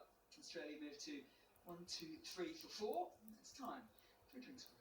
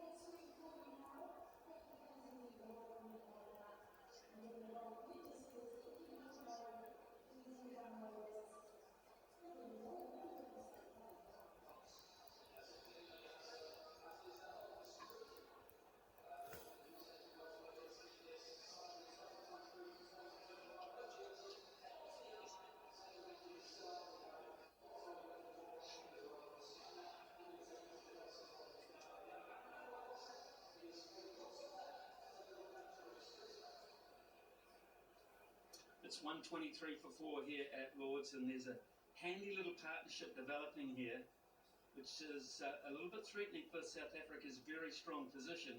The partnership is currently 56 between Smith and Webster. It hasn't been without its moments, it's fair to say, but they've got through it. Rightio, the steps towards this Test Championship final. Images of Marco Jansen, 7 for 13 against Sri Lanka. South Africa winning that Test match by 233 runs. An absolutely outstanding, dominant performance by cricketing giant in terms of stature. And you were there, Sean Pollard. Yeah, witnessed absolutely everything of it. You have to be totally honest, he bowled 4 unbelievable deliveries. And you wouldn't be proud of the other 3, but he picked up 7 for it's one of those days where everything runs for you. And boy avoided an impact on that test. I mean, only posted 191. Holding Sri Lanka out for 42, big first innings lead. I think a lot of encouragement and regrouping here from the South Africans. We talked about once the sun comes out and it looks like it's going to be good surface. And they've had to toil hard, maybe regretting just that one non-review. I don't think it would be a telling off though, Nasser. It was more a case, I think, we did pretty much everything to get a wicket in that hour. You know, they didn't get one. That was obviously Australia's hour in that regard, but no room to panic yet. No, and just a reset and a reminder that Test cricket does go in phases, that they would have dominated for 2 and a bit hours, and then the sun comes out, and you can be bowling okay, but the opposition suddenly start scoring boundaries because conditions change in Test match cricket. So that's why you don't panic. You just have to make sure you sit in and wait and grab the next opportunity. This spell there where it just looked like Akisa Rabada was going to pick up another one, and he was operating to Webster for a sustained period of time. It has also looked like there's been more movement through the air after the lunch break. We've seen a lot of deliveries once they've gone past it, kind of hooped on their way through to Carl Verena. You do want, though, second change, first change bowlers to back up Jansen and Rabada, who have been brilliant. Rabada in particular has bowled superbly. You can't have a massive drop-off from your opening bowlers to the others. Otherwise, Smith in particular will cash in.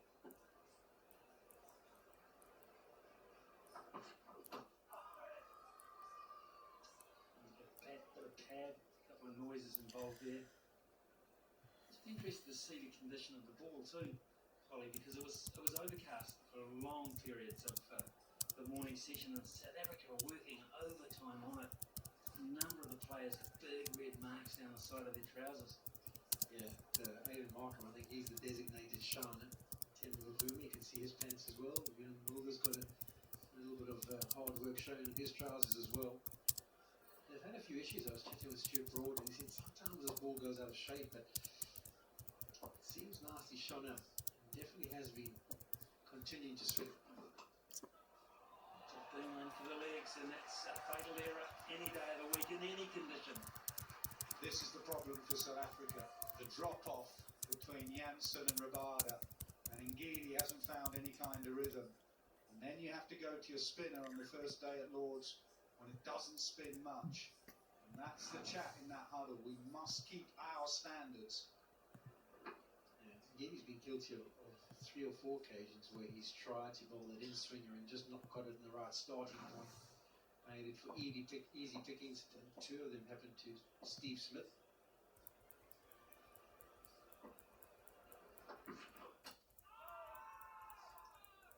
Now, what the slip cordon have said there, you'll have detected that it's come off the bat, but they say did it hit pad or foot first, and that's an area of contention here.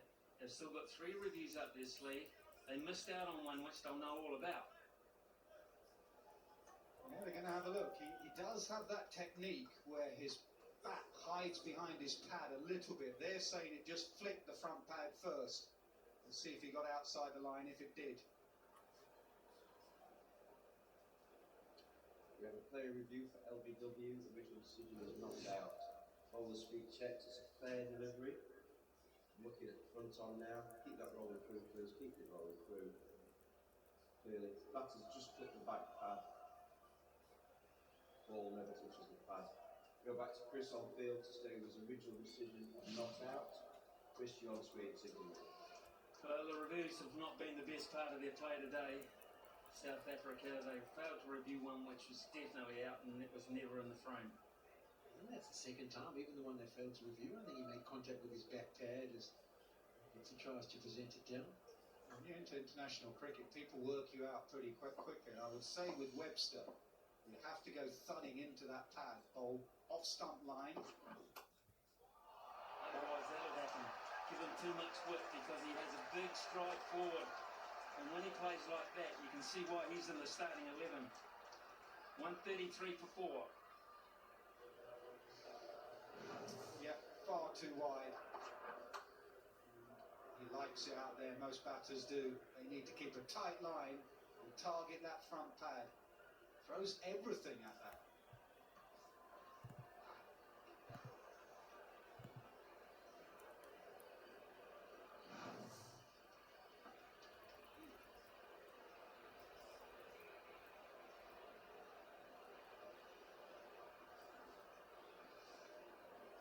So we've had just a 38 overs. It's been Really? a day predominantly so far where ball has dominated bat, but now the counter-attack from Australia and the answer from South Africa has to be a solid one.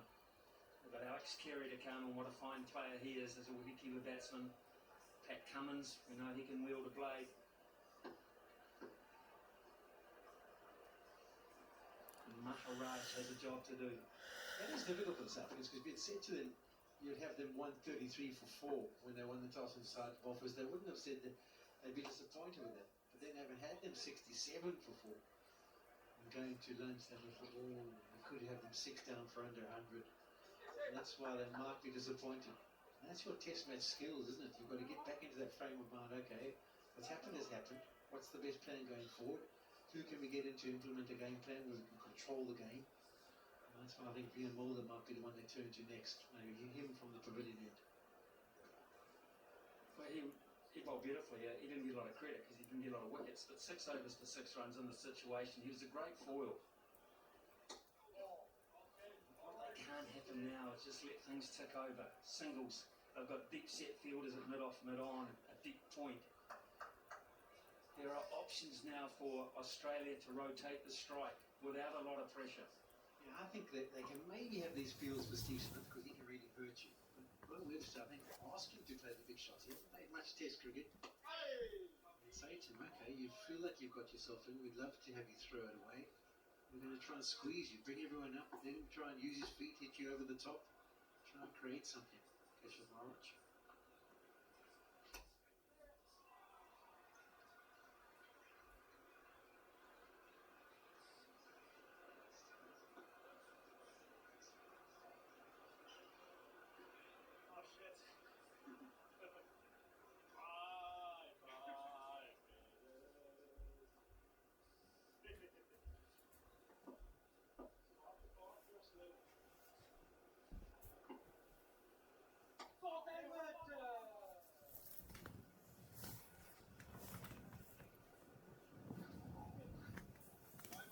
Not sure that Timber Babuma, and he got everything right in the first session, has quite got it right here in terms of maintaining pressure and helping his bowlers. The rotation of the strike has just become too easy.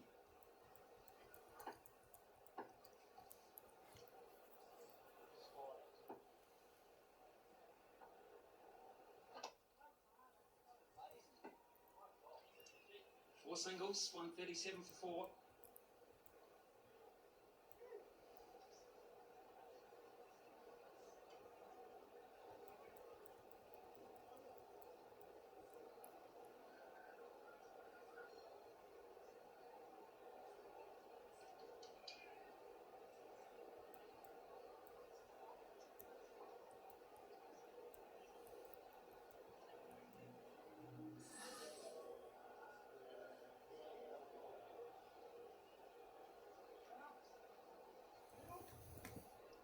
So now the 5 bowlers used, 2 wickets apiece for Rabada and Janssen. And now we go back to Mulder, who did a sterling job not of penetration, but just of containment and accuracy in the first session. And he needs to do that right now for his skipper and his country. Key spell this, because Webster is just starting to feel comfortable at the crease. Keep targeting that front pad. No freebies. Well, he got those 6 overs from the nursery, and so this is a change of end for him, and he wouldn't be that familiar with bowling up and downhill here. Yeah, it might take some adjusting, and I find that he falls over just a little bit with the change of angle, running down and then dealing with the slope in a different way. But I think it actually might suit him if he can get the ball to shape away, which is one of his strengths, trying to get the ball to shape away from the right-hander. He did get the odd one just to nip back at them, even from this nursery end. And if you can get the one to go down the hill, it might be advantageous to the way he operates.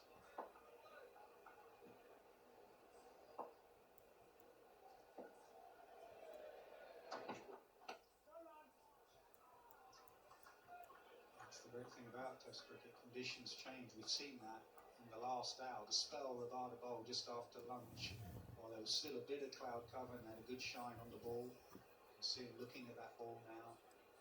All said it will get easier later in the day, and it is getting easier. Your mindset has to change.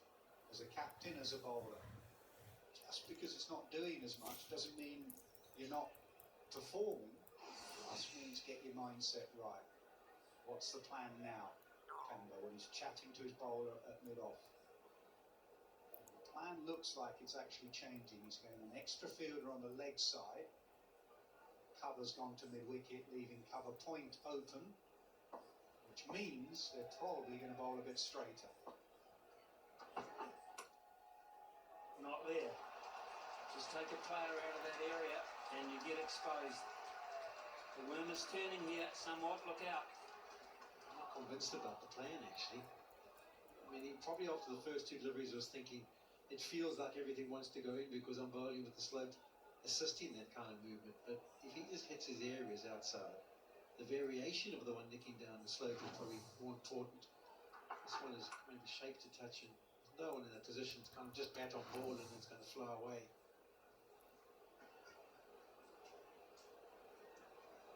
The other issue they've got, we talked about the ball and how hard they're working on it. They're only halfway through the duration of this cricket ball. We're well past the halfway point in the day's play, but we'll be doing overtime. But that's why Bavuma is really paying close attention to that cricket ball. Gone back to plan A, giving him a cover point, hold your line and occasionally nip the ball back in. And it's at the onside, so they're just not in sync at the moment, South Africa. And Webster, every minute, and he looked so uncertain there, didn't he, when Rabada was bowling to him. Every minute he hangs in there with Steve Smith is annoying for South Africa because this partnership is now 75. Isn't it a great lesson, though, to any young player out there? Hang in. You cannot get runs in the dressing room. However uncomfortable you feel out there, hang in. You get a couple of boundaries, the bowling changes. He will feel so different now, Webster, 34 not out. And the player that was struggling to put bat on ball.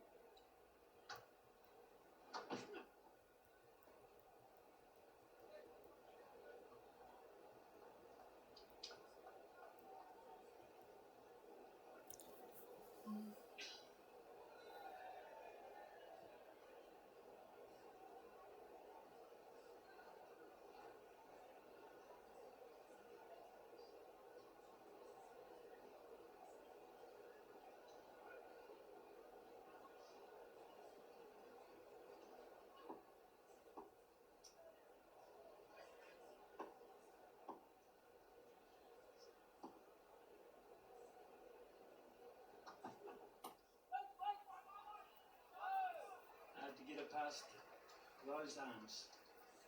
142 for 4.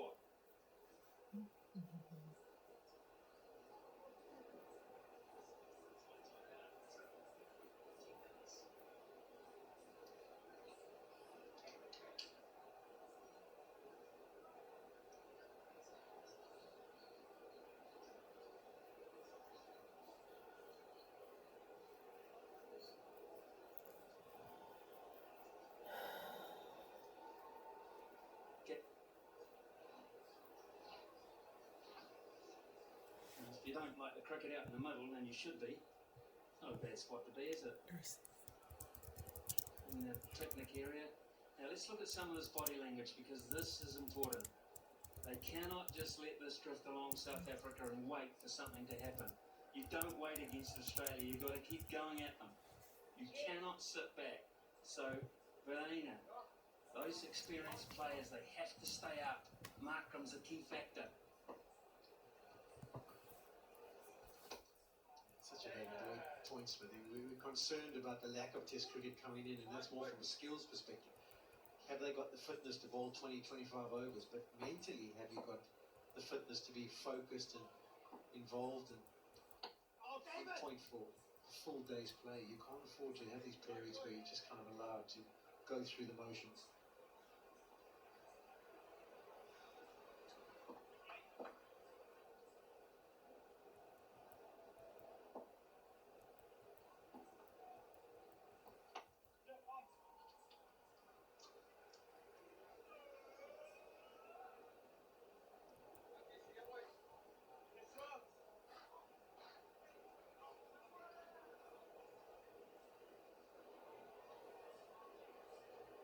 Trading positions at mid-off and mid-on, they're deep enough for Steve Smith to hit and run if they want to, but they're shallow enough for him to go over the top if he wants to.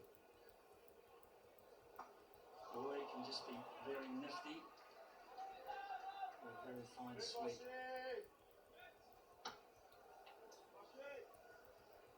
I agree with the point you both make. It's not the field for Smith, I think that's fine, it's the field for Webster. They have a short extra there, as you can see. But mid-off and mid-on are just 10 yards too deep, 5 yards too deep. You can even bring up deep point on the single. Keep him on strike. Make the big shot come. There is a little bit of spin there for Maharaj. Obviously, again, the slope helping, but it's been a very dry spring here in the UK, and the pitch underneath is dry. So there's a little bit there for him.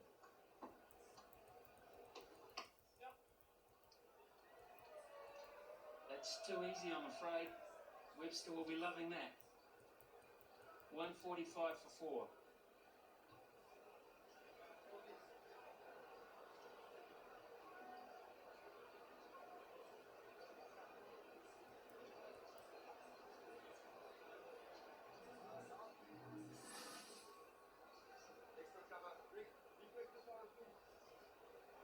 Danger man, Alex Carey is next.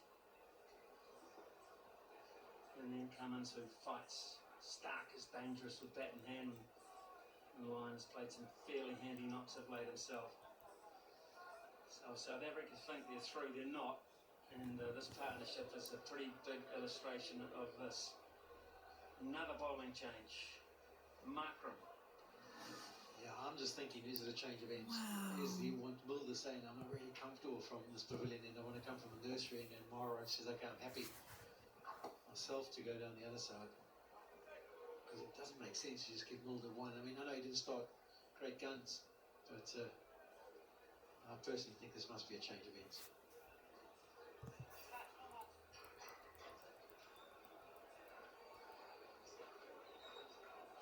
Absolutely, on day one at Lord's, you give your seamer the choice of ends. Keshab Maharaj will just have to fit in, or whatever spinner. But your seamer, whoever that might be, day one at Lord's will get the choice, should get the choice of ends.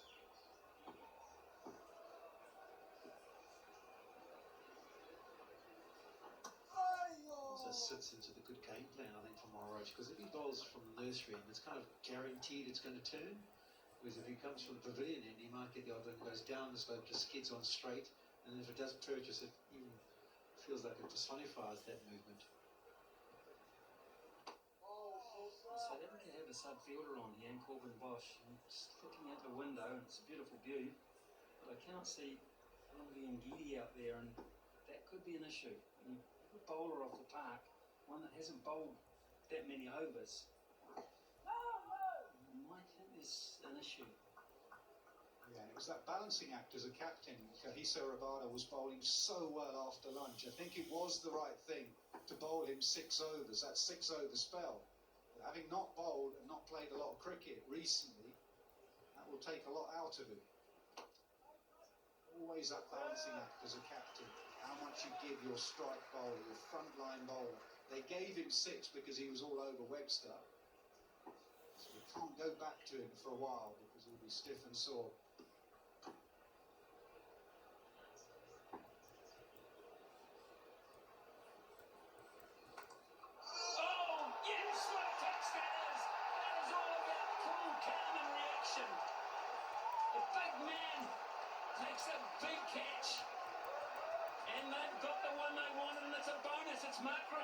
Yeah, we reckon he's on to change the ends for the other bowlers. We looked at his stats, averaging 84 with the ball. He's just picked up 3 wickets.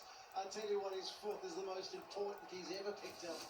We've got Steve Smith, who was looking so settled, looking so good. And another good example of brilliant fielding by the South Africans. That flew. He didn't get it at the first grab, didn't at the second. Stayed composed. Grabbed it 3rd time round. And look at what it means to Temba Bavuma and the South African.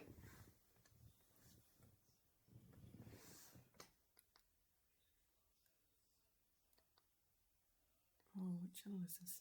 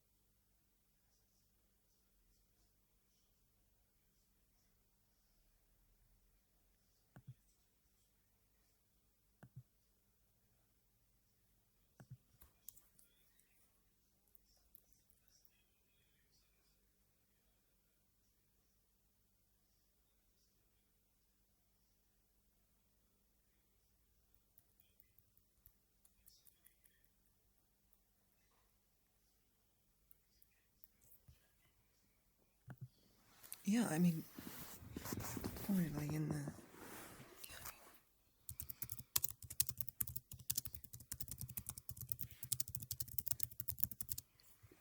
in the sense. Probably in the sense of formativity.